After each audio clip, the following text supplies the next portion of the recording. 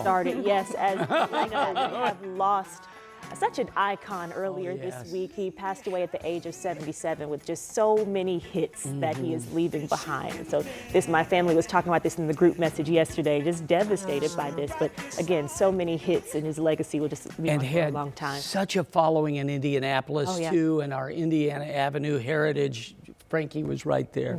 Well, singing the blues, not for us unless you like fall weather, because we have very summer-like temperatures that are back again. I also know you're watching this tropical storm that really could affect us. Yeah, probably will. In fact, let's show you radar right now, Julia. This is Tropical Storm Francine, and this thing is drawing very heavy rain in the coast of Florida right now, stretching all the way up to Huntsville and Jackson, Tennessee, Starkville, Mississippi. Very heavy rain in Jackson, Mississippi. In this area, there'll be some areas that will have 4 to 7 inches of rain. Now, that is coming in our direction as our heat wave is going to continue today. We'll see a little bit more haze, and tomorrow some of that rain is going to move from the south to the north. 56 in Tipton, 54 in Noblesville, and 61 in Indianapolis right now. We're looking at 59 degrees currently in Nashville. The haze is going to move out later today, but it certainly is with us this morning. So later on today, we'll go from the 60s this morning to 89. And by the way, it's a thirsty Thursday for the tribe. After a high of 89, they will fall through the 80s during the course of the day today. We'll have much more on our forecast and the timeline for Francine, but let's get to traffic this morning. And as we've noticed the past few days, this is a real busy area. This is Hancock County, just to the west of the city of Greenfield. So that State Road 9 area, this is all slowing down. You're talking about 25 to 30 miles per hour, both eastbound and westbound in these lanes, and that's the big lane of construction. These folks are working so hard out there. When that is done, it's going to be fantastic. But also keep in mind, coming up from Greenfield, State Road 9 to I-70 eastbound still closed. And this is a look at the traffic on the North Split, which is starting to pick up as 70 comes into the city right now. That's literally at the North Split. Still looking good, 65 miles per hour on 65 and 70 at the Split, Julia.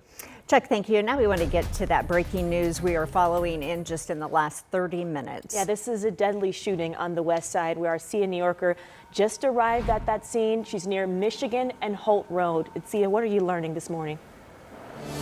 Good morning, Julia and Jalea. Yes, officers were called here to the Maple Creek Apartments for reports of a person shot. And when they got here to the scene, they found one person suffering from gunshot wounds. That person did not make it. Right now, police are telling us that person died.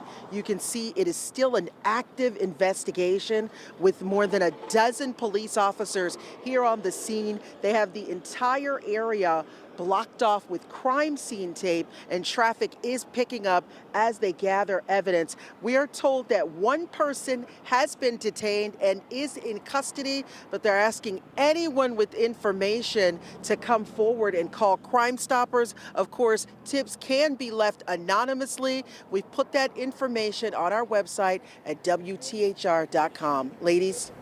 All right, thank you, Sia. Obviously, we're checking back in with her, see what she learns while she's out there at the scene.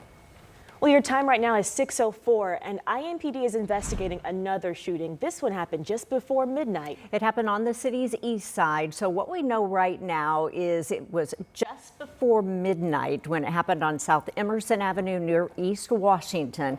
Police say when they arrived at the scene, they did find the victim dead.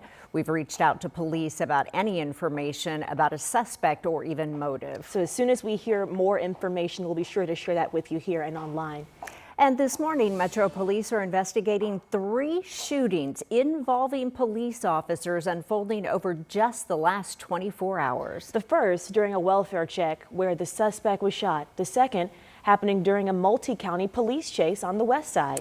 The latest investigation just before midnight on the Near East Side. That's where shots were fired at officers actually just patrolling in the area.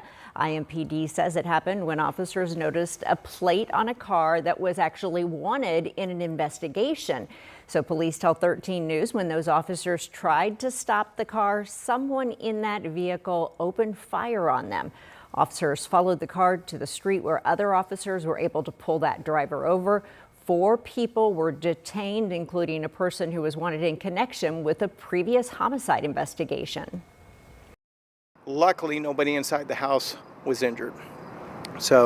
And basically those 4 individuals have been transported downtown where they'll be interviewed by detectives. And currently, since officers were shot at, we have the CERT team out here that is going to be taking over this investigation.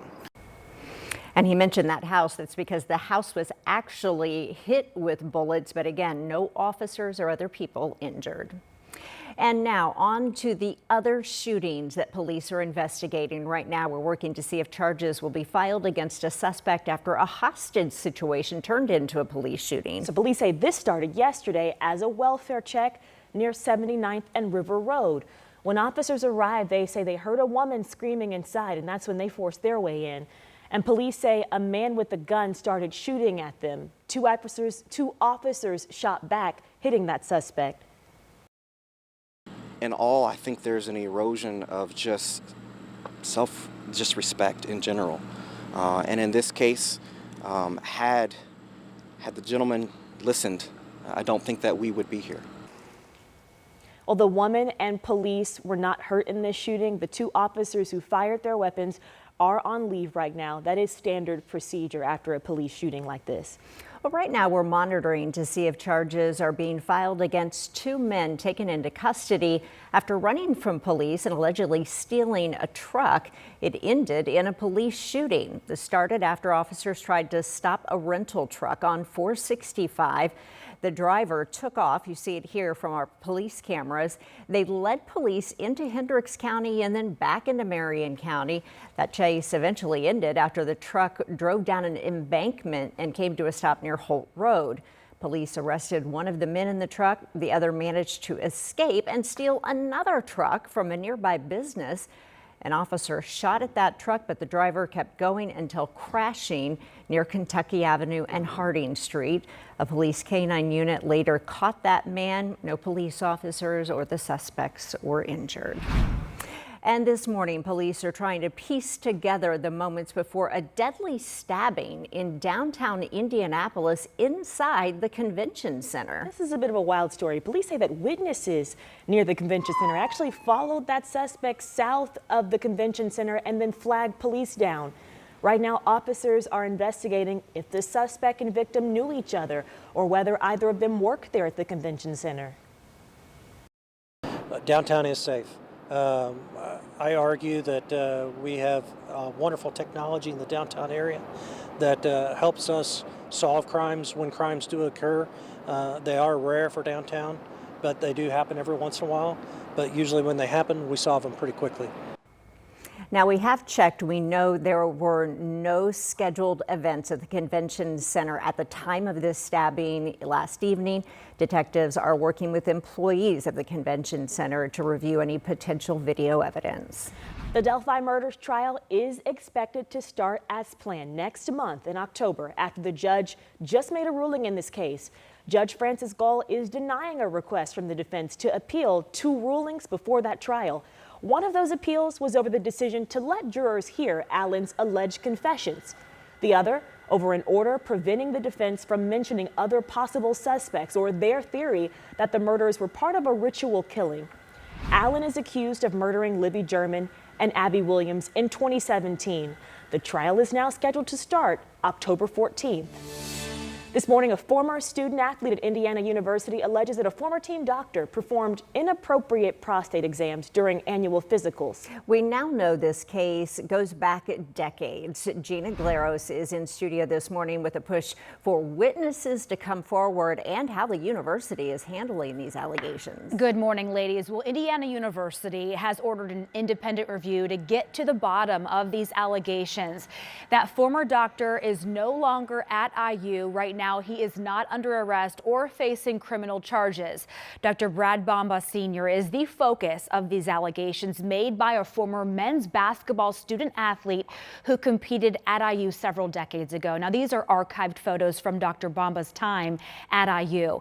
In a statement, the university says Dr. Bomba Sr. served as a contracted physician for IU athletic teams, including the men's basketball program, for several decades until the late 90s.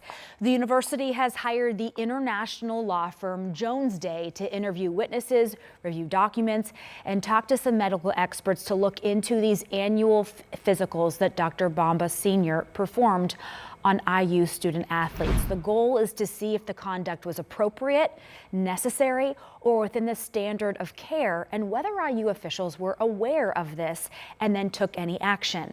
Now, again, Bomba Sr. is not under arrest or charged.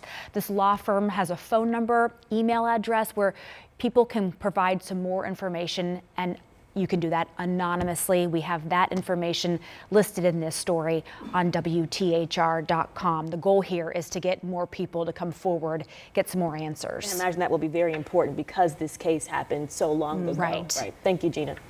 Well, also this morning, we're learning the Michigan State Attorney is closing the investigation into former Dr. Larry Nassar.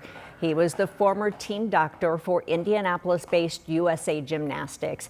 Nassar was also a sports doctor at Michigan State University.